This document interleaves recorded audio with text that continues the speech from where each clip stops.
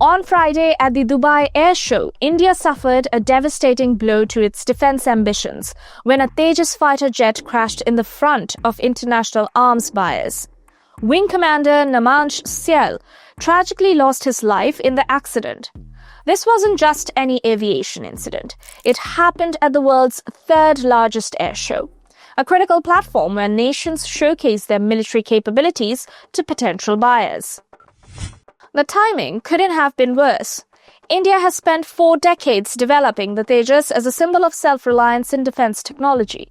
Prime Minister Narendra Modi himself flew in the Tejas in 2023, highlighting its national importance.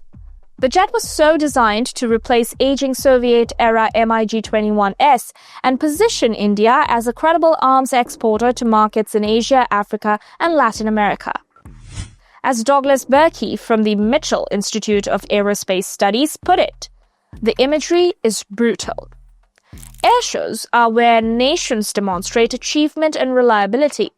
A crash sends the opposition message, a dramatic public failure witnessed by the very customers India hoped to attract. While crashes at major airshows have become rare, they are not unprecedented.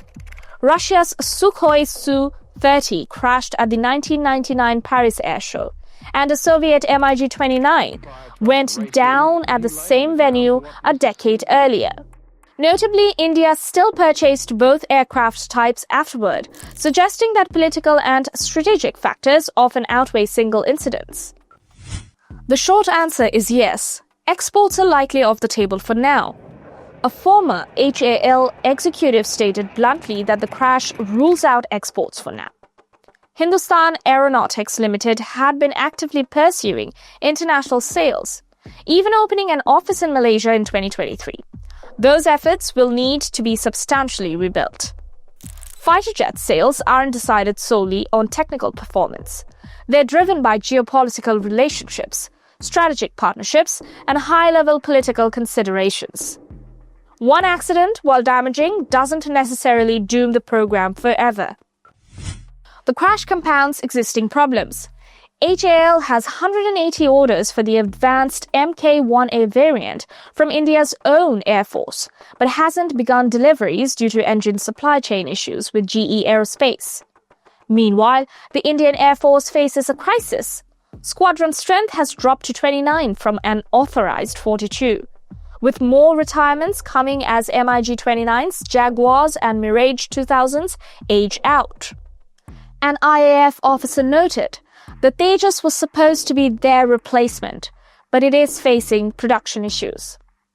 India is now considering emergency purchases of French Rafale fighters and evaluating American F-35s and Russian Su-57s, essentially admitting the Tejas can't fill the gap quickly enough.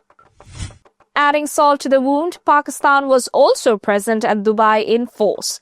They showcased their JF-17 Thunder, co-developed with China, marketing it as battle-tested after the May aerial conflict between the two nations.